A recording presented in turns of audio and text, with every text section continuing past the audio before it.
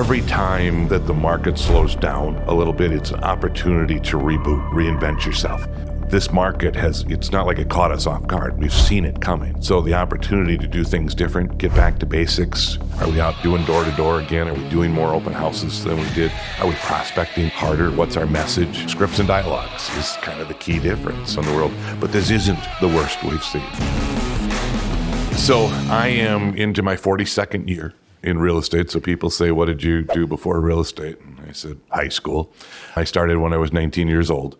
And so been a long, fun career. We're probably approaching 4,000 sales, that I've done. Along the way, we've rehabbed houses. We've owned, investment rentals, mainly vacation rentals. That's what I like to own. I'm the part owner of the Keller Williams Premier Group in Woodbury and in Stillwater and St. Paul. So get to have that. I'm the broker of that group as well, and really a logical person to be a broker in that, just because of how many transactions I've done and how long I've been in the business. My background and knowledge of just about every type of transaction is there. I run a family team. My wife is my full-time partner. My son's been on my team for more than 15 years. My daughter-in-law is our operations head, and so we've had more family on when we were a bigger team along the way. Grandsons have done open houses with me, and I love that family atmosphere, and that's really kind of what I'm all about. I also sit on the RMLS board of directors. I've been a director to the National Association of Realtors. Right now, I'm the chair of the state RPAC committee and passionately involved in that. And so I've been real involved in giving back. What does RPAC mean? RPAC is a Realtor Political Action Committee. Okay. We call it the Purple Party. I mean, as everybody has opinions, but when it comes to real estate, our opinion is what's best in the housing market. And so we really try to be a political party. And so next year, I'm the chair of that, which involves a little bit of travel, as well, but an opportunity really to fight for the realtor community. And certainly with the world we live in right now, that fighting for the realtor community is more important than ever. And so it's a neat thing to be part of. So. Wow, what an important position right now for what's going on in the real estate community on these changes for broker compensation. Yeah, everything that's changing. But the world changes rapidly, all the time. We all thought that, when the internet came out, we wouldn't need realtors, anymore. And when we started talking years ago about dual agency and what's that mean? And all these things that have gone on, the foreclosure crisis that happened, but we're still standing. Before that, I had the savings and loan crisis, but we're still standing. So every change that happens, our job as realtors is to embrace that change and figure it out. Mm-hmm. And one of the things you do as a political action committee is make sure we're embracing the realtor community and what is so important to us. Obviously, that piece is, that's happening right now, but there's so many more things as we deal with, like in your world, the FHA loan limits that we go to DC and fight to get those changed. The capital gains tax exclusion is a big thing that we're fighting for. So you've been in the industry a really long time. I'll kind of throw you on the spot here, since right now for our listeners, it is summer 2024. Real estate sales have declined from the peak about 40% of individual home sales, probably about 40%, which is one of the faster declines that we've seen in the last 50 years for how quickly that happened in a 24-month period of time. Looks like right now is the bottom. Was there another time since the early 80s that you felt like it feels like right now? This actually doesn't feel that bad compared to other times that we've had. Sale prices are up, so that helps when you do get a check. It's larger than it was. On my foreclosure, I did 425 sales. Our average sale price was $100,000. So you'd say, that's amazing. Yes, that was $42 million in production.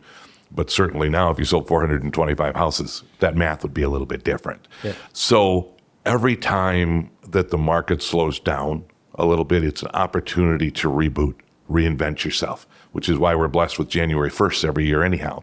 And you start out at zero every January 1st. And so this market it's not like it caught us off guard. We've seen it coming. So the opportunity to do things different, get back to basics. Are we out doing door to door again? Are we doing more open houses than we did? Are we prospecting harder? What's our message? Scripts and dialogues is kind of the key difference in the world. But this isn't the worst we've seen. This is a good market. We just have to figure out how to embrace it and work it. Yeah, I agree. I think for quite a while, it felt like on the mortgage side that we were just battling with the consumer with the idea that when rates went up, that the real estate market was going to crash. That was like the biggest fear. I don't know if Absolutely, you yeah. felt the same way, that it's like, oh, prices are going to go down 30%. And now here we are 2 years, 2.5 years later, and higher rates, and values went up. Yeah, and it's kind of, the market is certainly softer. We're seeing price reductions that we hadn't seen. We're seeing, on the market times increase, but it hasn't really changed like you would have expected. And we certainly have people stay on the sidelines, that expected. We all thought we were having 3 or 4 rate decreases this year. Now we'll be lucky to get 1, maybe 2, but 1's probably the number. And so that's certainly, I think, kept more people on the sideline than we were expecting to. You don't want to leave a 3% mortgage, for 7% if you didn't have to. But the inventory is increasing, so there's opportunities. First-time homebuyers are still going. That hasn't slowed up. It's the move-up people, the people that have a mortgage. But if you don't have a mortgage now and the right house comes on the market, they're selling.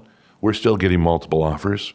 It's not changed to the degree that a lot of people had expected. And now we're going up to a lot of changes that are coming in. We're all fearful of what, August and September means, with this NAR settlement. Again, I don't think it's going to change that much.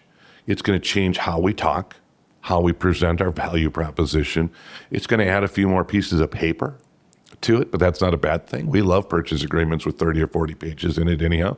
So what's another page or two? And we're going to actually do things better, which is exciting to me. I mean, doing your paperwork up front before you go out to show a house has always been required. Now we're going to enforce it. That's okay. Disclosing how you do things up front has always been required. Now we're going to enforce it. That's a good thing. So the forms might look a little different, how we say things. We might have to negotiate differently to get compensation in a transaction. That's not a bad thing. It'll all sort out and we're going to be just fine in the end. But we're going to have to do a better job of explaining who we are and what we are. Mm-hmm. And I think that's exciting. So I think that we're all fearful of change. But I always use the internet example because when the internet came on, and Realtor.com and then Zillow and all that, they don't need the realtor anymore. We're more important today than we ever were. Loan officers, everything started going online and you stopped having meetings in person. Didn't mean you stopped being important. It meant you're more important than ever. I got to teach you better.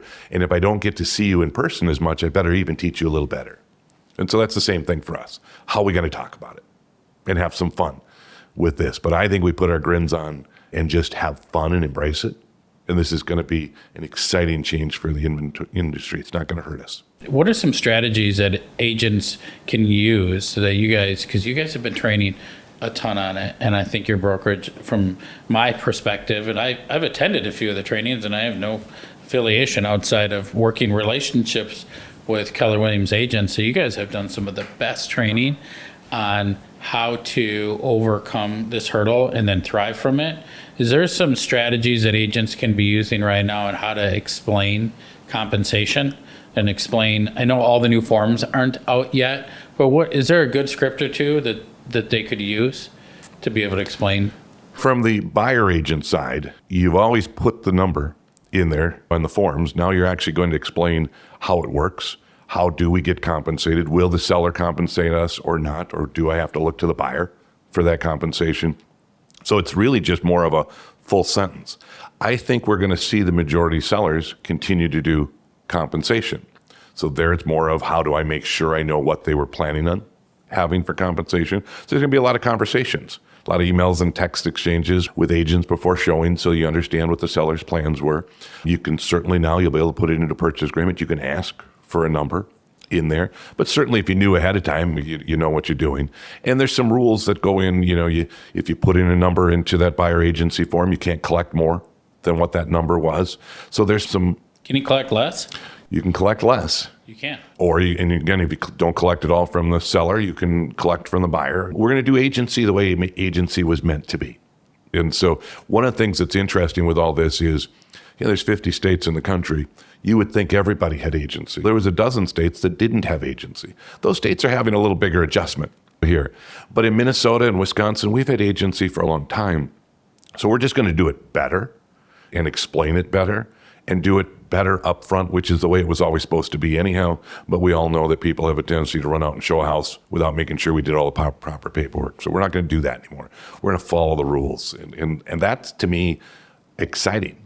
Now, it's hard to figure out, how do I get a form signed by somebody before I show them a house, right? A lot of times you met them for the first time at a house. You know what? You're going to learn how to do that. It's amazing what people can do with electronic signatures. It's amazing how you learn which forms you might want to use. I know there's lots of forms still being developed and coming out. We'll see those in the next month or so. But even as simple as the forms that are already there, as I've taught my agents, if you've never met somebody, could you have them sign a non-exclusive agency instead of an exclusive agency? You've never met them. You haven't earned their business yet. So what's your script? And I always say my script is, I have to have an agreement before I can show you this house. So I'm going to ask you to sign a non-exclusive agency. What that means is that if you look at a house with me and choose to buy that house, you're working with me on that house. And this is how our compensation will work and all that. If you choose to work with somebody else, this is a non-exclusive agency. It only applies when I showed you the house. So if you go to another house and look at it with another agent, you don't owe me anything for that. But what I'm going to do is show you how I will earn your trust and therefore earn your business. And so what I hope we'll do is, after you've worked with me for a little while, you'll say, you know what, Mike, let's move this into an exclusive agency. You're my agent. You're right. You showed me how you work. I think it's kind of cool if, instead of demanding loyalty from our clients, we earn their loyalty. Show them who we are. Show them how we work. And that way, when they make the decision to work with you, they're a client for life, and all their family will be a client for life as well, if we got a chance to just show them how good we are in protecting, caring, and loving them. Let's just box that in, put a little bow on it, because that was perfect. Logistically, what I'm just thinking about it on the consumer side, do you think, so most agents will have this on their phone or a tablet in today's world now? Right. Like if you meet them at the house and you're going over it right there, Right. and you're saying, I'm going to email this to you, they pull up their phone, they sign it, and you move on. Absolutely. Literally that simple. Just right at the door. you just If you had had to, you can email it ahead of time before you go out. If you don't want to get in the car without knowing you got the form back, Yep. you can sign something right in front of the house. We're still working on logistics. How does this affect open houses and things like that? So we're still trying to understand, and a lot more will be clear over the next 30 days. It seemed like a big window from the settlement to implementation. It's really not. And so what's important, I say to everybody that I talk to, is we're going to do best practices, and we'll roll that out. I think that this official is August 17th or something, but I think it's a couple weeks later when it actually leaves the MLS for compensation. We'll roll that out, and then we're going to change it, and then we'll change it again. We'll change it again. And the way I've been describing it to my office is, it's a little bit like we did during COVID, because each day I came out, with our team with a policy on how we were going to handle COVID going forward as a real estate office. And then the next day, we made a new policy, because what we said the day before didn't apply, right? As we were trying to figure out, is it office surfaces? Is it off? What are we doing? We finally just said to our agents, could you work from home? Because that way the staff stays healthy and we can cut checks. And that's what we want to make sure that we do closings, we represent our clients, and we all figured out, wait, we can do real estate different. That's when we started figuring out you could do real estate, loans, everything. How much can you do without ever actually being in person with it? Why did people not come back to offices? We figured out during COVID how to be more efficient with our time. So this is going to be a lot like that. We're going to keep making changes. We'll keep discovering better ways of understanding how to talk about it, how to explain it, how to negotiate, how to record and keep track of that. Because one of the things that we're obligated to do now is know that we have agreements and we have copies of those agreements, so that we can show if somebody wanted to see that we were following the rules. And so all that's a new and interesting world, but it can be an exciting world. And since we really don't have a choice, I say let's call it exciting and embrace it and have some fun with it. Yeah, I think tech eventually is going to help you with all of that you're going to have in the background if all of your agents use the same e-signature system. that's all going to be automatically stored. Right now, it sounds overwhelming. Yeah. But it's going to get figured out pretty quickly. But I think what's exciting is that I think that a lot of agents are going to find that their professionalism actually will go up. Their explanation of their value proposition is obviously has to go up because you're doing forms so much quicker. And I think that's going to be exciting. And I think we're going to see a lot of agents a year from now say, you know what, I'm doing really well. And there may be some movement on what compensation looks like and all that. Again, that's not a negative. You experienced it, as you said. We're going to get compensated fairly. We are important and we're valuable. Mm-hmm. But what it looks like a year from now, who knows? I know in the mortgage industry, when all these changes came down the pipe, some companies, like the actual mortgage companies, hit home runs on executing it, and some completely missed and foobarred the whole thing. Right. Yeah, I think that your company is going to just hit it dead on. So, and I think some of these other brokerages might, I think some of them still have their head in the sand. They don't have a plan. Some of the small brokerages, it's hard because you don't have the synergy of who can I talk to, who can I figure this out. But they've worked hard at this message. They're going around doing a road show right now on forms, and we always roll out. August 1st is the new forms, but there'll be more forms. I mean, that's the thing we're rolling out, but that doesn't mean that's the last new form we'll see this year. I know that RMLS is working on paperwork. We'll see that. There's a lot of stuff that's going to come. But yeah, if you don't understand it, you don't embrace it, and you don't teach it, you could get pushed on the wayside. There could be less real estate agents a year from now than there is today, but that also has to do with the market. As you said, it's not the same market as it was when you could be an order taker and you could sell 20 houses, but you didn't really actually do that much. You got to hustle right now. There were less loan officers after all the changes. But that wasn't a bad thing. That meant the cream rise to the top and the customer experience, which was the point of your changes and our changes, was better. Mm-hmm. So it's a good thing, again, if we embrace it. Yeah, active agents is really what matters. Like in the mortgage industry, in the peak 2021, there's 280,000 active loan officers who closed at least one loan in the year. And the last stat I saw was that the halfway mark, it was somewhere around 90,000 loan officers had closed a loan.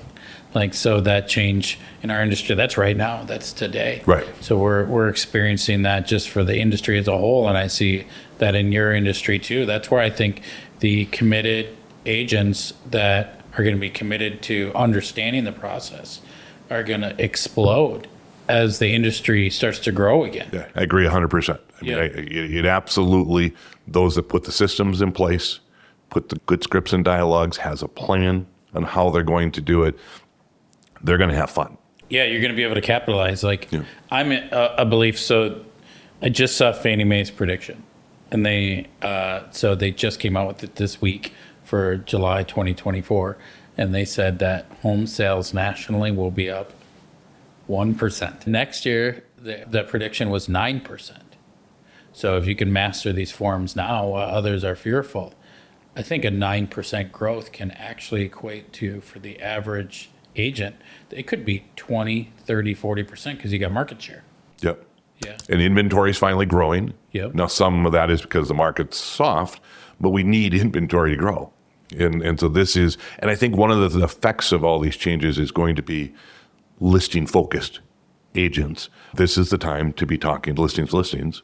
And the more inventory you have, the more you control your future. And so it's nothing against being a buyer agent, and I adore working with buyers. But you control the calm of your business if you have a listing inventory, or you're on a team that has a listing inventory, or however that works. So this is the time really to be able to be explaining to people. And if it's not now when they're ready to sell, when? And are you working a pipeline so that you've actually got, if you're old school, a file cabinet of folders, that you know what your inventory is coming up? Are you working for tomorrow? Again, if it's going to be up 9%, are you going to be part of that? And so that's, I think, going to be the interesting part, is as people start figuring out how to actually become full-time committed real estate agents. It's a big deal. Do you wake up every morning, go to work, or go to your office, wherever it might be? If it's at home, are you committed to that prospecting and amping things up? I mean, how many calls do you make a week, every Friday. Like, here's a voicemail from Andy Burton. But you're always constantly trying to figure out a value proposition to what you're doing and why are you calling us, right? So our job is to figure out our value proposition and why are we calling people. And sometimes it's fun just to say hi. What can you educate them about? Or what is something fun you're doing? I mean, once a quarter we give away $1,000. That's a great excuse to talk to people. Get more creative, with that. A few years ago for my birthday, I gave away a Yeti cooler on my birthday. But you couldn't qualify for the Yeti cooler unless you called and told me happy birthday. So in 2 hours, I had about 100 phone calls from people saying happy birthday. And I was so busy, I'm handing off the phone to my team to take the information from them and get them registered. Now, what a fun way. Are you ready for a Yeti? Now, what am I doing? I'm trying to get updated phone numbers, emails, contact information, and all that, but I'm having fun with it. When I went to give the Yeti to the person that won, I met him on West 7th, had lunch with him. He bought lunch. That was a nice gesture.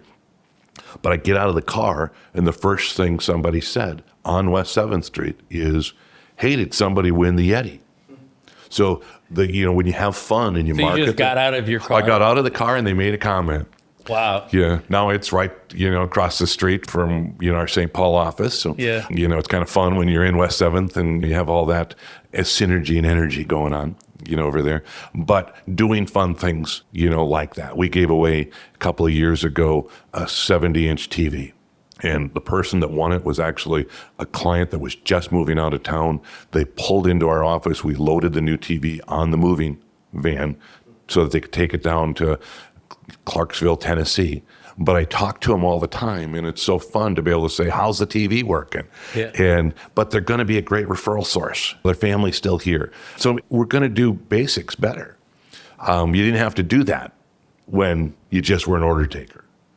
The best part of markets like this is working a little harder, look a little smarter. I agree. Everybody's saying back to the basics. And obviously, in our tech world, social media, and like we're doing here, is important. But even in our business, that the majority of all of our clients are referral or repeat clients. And this tech stack that goes on top of it to help communicate is just the cherry on top. It's not the basics of our business. The basics are calling. It's the new basics, though. Yeah. Right? I mean, you have to do enough video. I mean, we put in a room in the office now after years of dreaming about it so that you can do videos and you can shoot podcasts and you can do all that kind of stuff. It is how we communicate. So is it as simple as always just making a phone call? No, you got to do different things because you can only talk to your clients so many times the same way.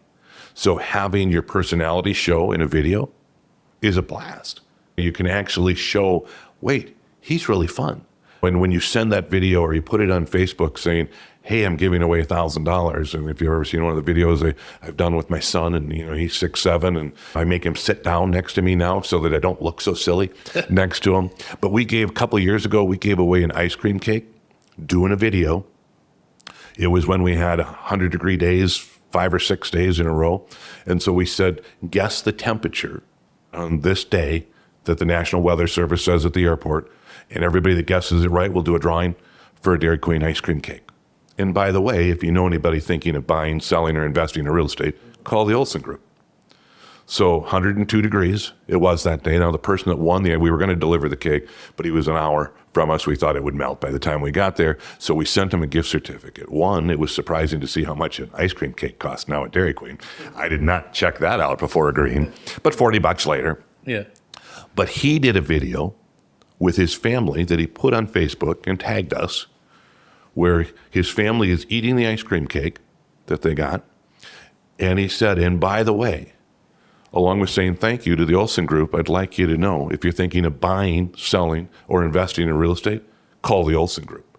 Now, that's fun when your clients and your friends and your family all start embracing the fun of how we're doing things. Yeah. So that's basics, just looks different. Yep, you're right. So you've been in the real estate grind a long time. What keeps you internally motivated to keep coming back and keep working hard year over year? 42 years. I'm 19 years into this, and I feel like I've already got a full career, and I'm thinking, wow, 23 more years. It's amazing. Like, so what at this stage, I'm sure there's different stages for you, right? Like that you had to have financial security and some different things over time. But what right now makes you motivated? The opportunity to make a difference in my family's life still. I love selling real estate and the opportunity to make a difference in so many other families' lives. So I love that I get to share my business with my family. And I love that my family gets to make a difference. And so I get a kick every day out of going to work. You wake up in the morning and you don't know what that day's going to bring. Yesterday, I was with my grandson all day. We stopped at the office for a second, and I said to my wife, I said, it was 6 o'clock at night, and I said, she was going to run home. I said, I'm going to go up and sit at my desk. I'm going to make calls for an hour. I just want to just say hi, to some people. It's hard to do with a 6-year-old grandson next to you all day. And I sat and made some phone calls and got a listing appointment, so we're going to list one next week. Just follow up and having some fun, doing things at different times, of the day. I still love hopping in the car and going out and looking at houses.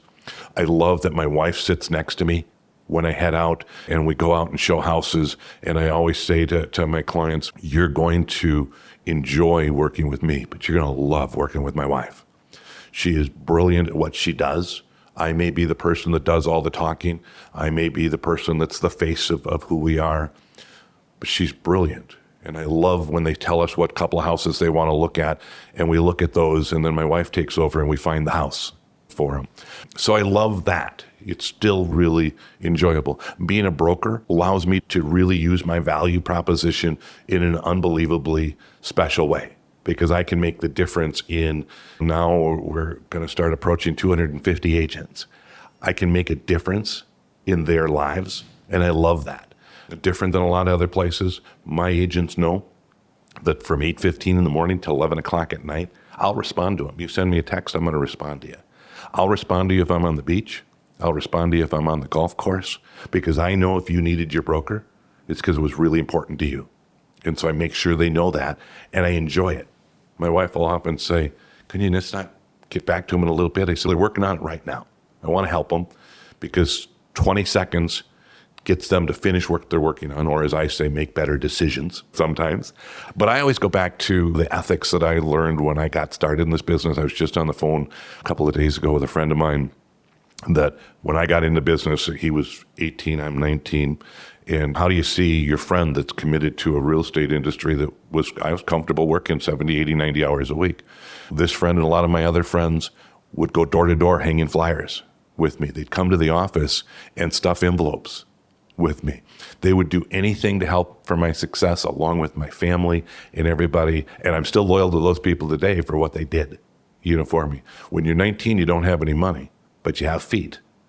And I used to go to 100 houses a day, knocking on the door, 365 days a year for 5 years. I hustled and I worked hard. I did open houses. My goal was an open house a day. On Saturdays and Sundays, I'd do 3 or 4 open houses. I'd have all the signs up by 8 or 9 in the morning. And you got the rider on there saying what time you're going to be at that open. My parents would help pick up signs behind me so I could get to the next one and keep going. I didn't cancel open houses because I was sick or something. Somebody else would help me keep moving along so I could keep doing that. And that commitment and worth ethic that I learned then is what really feeds me today. I learned how to hustle. I learned how to care. And I love being part of people's lives. It's fun to run into old clients and know how happy they are and how much you did a difference for them. And then when you sold 4 or 5 houses for them, and now when you start selling their children houses, when I'm still young, I'm not going anywhere. I'm looking forward to when we start selling the grandkids, houses. But the neat thing about my setup is I've got a son that's amazing, so I can work from wherever I am. From reaching me, I'm not always at my desk. There might be a golf course by a house that I own in Florida waiting for me to go down to. I wrote an offer on my goals when I was 19. I wrote out my goals. And one of the things I wrote was to own a condo in Florida when you turn 40 to take your grandkids to. Now, I also earlier in the goal said I didn't want to have kids. So some of my goals were confusing. And goals aren't valuable unless you share them with somebody. So I shared them with people, and they said, Mike, this doesn't add up. I said, I'll figure it out. I don't know what I mean. I married somebody that had 4 kids, so I figured out how to speed that process up. The day I turned 40, I wrote a purchase agreement on my first condo in Florida on my birthday. Exactly the way I wrote my goals out. And so when you wonder, why do you write goals to plan it out? Why do you do vision boards? Because you got to know where you're going. And so today I still do that. I mean, I have a vision of what today means and what tomorrow means and what my future. I love that. I love that. What do you think that for you as an individual agent, and like, what do you think is like just a all out skill that you have, and it might have been something that you developed that's like your secret sauce that makes you consistent on being a top producer? Learning how to say the same thing the same way every time so that you're comfortable with what you're doing. Now, we don't have to do it as much, but how do you do a purchase agreement upside down, right? Knowing everything, knowing the details of that. Ultimately, what makes me who I am is my empathy, my care, compassion, and my love for them. So when I meet somebody, I tell them, you're going to see I'm like another dad in a transaction. I'm going to protect you every way I can. I'm going to tell you whether this is a good idea or a bad idea. Whether you're a seller or a buyer, I'm going to be honest with you. I've never done real estate worried about what I was going to get paid. Doesn't make any difference. In fact, my motto, when I hire somebody for my team, I'll show you one time how to figure out a commission check. And then after that, I don't want to ever find out how. It's not important how to figure out what you're going to get paid. You'll find out when you get your check after closing. What's important is that the only reason you're in that transaction is to care for the person that's there. I mean, our value proposition. You know, I didn't know before I came to Keller Williams that how I was speaking with scripts, and now we use other words than scripts, but I still use it. But understanding who you are and your value proposition and why you do things is really what makes me different than others, is I really believe it. My knowledge is so valuable because I have had so many transactions, but I do it with care and compassion. So I love scripting because I think so many people overlook how important scripting is, especially when you've practiced it so many times. You don't even think it's a script anymore. So for our listeners here, is there a way that you practice? Let's say you have a new script, right? Or you're realizing, okay, there's messages that worked in 2021 that you had to say over and over again, but you can't say it anymore because it doesn't work. Right. So 2024, like if you're relearning and retooling and realizing, okay, I need to start communicating this way to a client because that's within their best interest in mind. How do you train yourself on that? I do a lot of reading, a lot of listening to feedback from all kinds of different coaches and all that to see how they're doing it.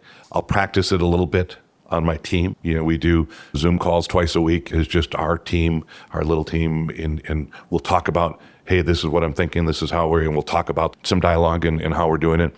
And then really it's getting confident enough to then go stand in front of our whole office and say, hey guys, I think this is how we're going to do this. And then put your own touch on it. I mean, but everybody needs to hear it once from somebody else to know how they would use that, right? I always tell people, the best script is your script, right? It's not what somebody else told you to say. You got to believe it, but you have to hear it once to know how you'd make it your own. And so getting up and demonstrating those in front of the market center, which I'll do in a couple of weeks when we're ready to roll out this next group of things with these NAR changes. But it's really just, in the old days, I used to stand in front of a mirror and do it. I've done script practice with people. The best experience is to do it in front of a real person. So when COVID came and we had to change our scripts and dialogues with how we did showings, I'm old school this. You meet with a loan officer in a conference room. We sit and do that before I go out. Then all of a sudden, we're not using conference rooms. So what's your plan? And I started doing buyer consultations in the front yard. And I would tell people, I'll show you one house. You'll interview me during that time, see how we work together. You'll understand how I present and show a house. And then when we're done, my wife will meet us in the front yard. During COVID, she wasn't going into any houses. We were keeping density down. But we'd stand out in the front yard, 6 to 10 feet apart. We'd talk about that experience. We'd talk about whether or not There was a love connection here. There's two people doing an interview, right, in an appointment. Me to decide if I want to work with you and you to decide if you want to work with me. We make that decision right out in the front. My wife would send them the paperwork then to sign for agency and all that kind of stuff right from there. And then she'd kind of take over the process of what are we going to find. We'd debrief in front of houses. And we would do that after every showing still. We'd go into a house, they'd come out, we'd debrief in the front yard with Lynn and I. And then if they loved the house, I stayed in the yard and Lynn headed in, because now we're going to start talking about staging and decorating. What would I do with this house? And let's face it, Mike shouldn't stay in for that appointment. But how do you figure things out? So that's how we did it on the fly, during COVID. And then we kept teaching our market center, hey, this is some good way to do this. This is some different styles. And the same thing here. Now we'll just, each time there's another dialogue we need to change on how we were doing it, we practice it, we say it, and then we make it our own. And that's when it stops being a script and dialogue and it just becomes how we talk. Okay. So I feel like most agents should just replay this over and over again, because some of the scripts you're saying, they come so natural to you, but it's gold. And it's missed by, I would say, most realtors, that they don't have proper scripting on how to set their client up for success. It's amazing to me, but I think it's a huge opportunity. When I say most agents, it's because you and I both know that the real estate industry is like a 95-5. 5% of the agents do 95% of the production. Yeah, and I don't know that it's that high of a percentage, but it certainly is a big number. And our goal is to figure out how to change that. How as a broker and a brokerage and all that, how do you change that? And I mean, I think everybody's trying that. I mean, no matter where you work, are we getting you enough coaching? Are you embraced in it? Real estate to me isn't a hobby. It's a profession. It's a career. Do you come to work every day? We got a young couple that just joined us that when I said one of my dreams is that you understand that every morning you should get up and get dressed and go to work. And they said they've been waiting for somebody. They were at a little small broker at the time. They've been waiting for somebody to tell them that was a good idea.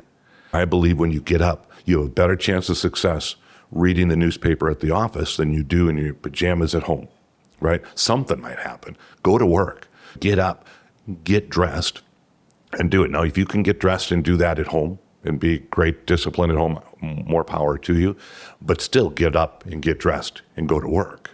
You have to be ready. What are you going to look like, that day? And, that's the fun of this. And that's how, can we change those percentages of 70-30, 95-5, whatever it is? We do it by figuring out how to get people to want it, embrace it. But you're a self-starter. You're an independent contractor. You got to get up and get going. I wish we'd get rid of the word independent contractor someday, because to me, you know what? Tell me what to do and I'll do it. And that's how you can find out who's going to rise to the top. I love it. I think of, if I ever get asked on what is one of the best traits that I have, is I go to work every day at 8 a.m. Yeah. Like, now, people watching this that aren't in our industry might be like, duh, I have to go to work and be there at a certain time. But we're all independent, Yeah. right? Like, so you can show up whenever you want. But I've taken the opposite approach on that. Is structure gives me freedom. I agree 100%. Right? Like, freedom doesn't give me structure. Right. Like, if I just willy-nilly all around and decide to just travel the United States in an RV or something like that, that's not going to work, right? To be able to have the client experience I want. And just for me, like you're saying, to show up, if someone calls and I'm here, I have an opportunity to help them right there. Right. But if I'm out on the golf course saying I'm working, right, well, and that stuff's important. I mean, there is some raking you need to do on your shoreline sometimes, so you've got to get out and do that. Yeah. But yes, it's being in the business. This is a career. And so, yeah, you have to have it. I pull in. It's exciting now that we're sharing the same parking garage anyhow, so I can see if you're at work when I come in. I have a tendency to come in a little later, but I turn my computer on at 8:15. Everybody knows I'm in work at 8:15. I don't usually arrive in the office until 10:30, 11 o'clock, because I stay till 7, and because I can get a lot of stuff done on my own business before I get to the office and start having, broker things come in as well. So I've learned, that kind of discipline. But even when I'm out of town, if I'm down at my house in Florida, I am in my office working, prospecting, following up, talking to people, and I make sure that I've had a big full day. I don't tee off on the golf course until late in the afternoon, East Coast time. Now it's 90 degrees when I tee off when I'm down there.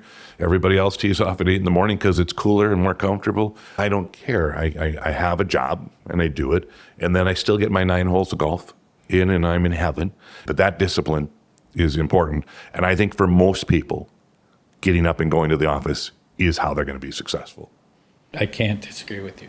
So I feel like you're the godfather of real estate in the East Metro, and it's super fun to be able to walk alongside you and watch you succeed too. And I appreciate everything. You've helped me a lot in the background of just calling, and I'll ask you questions on unique situations, and I appreciate that. And I appreciate you being on today. So thank you very much. Thanks for having me. Yeah.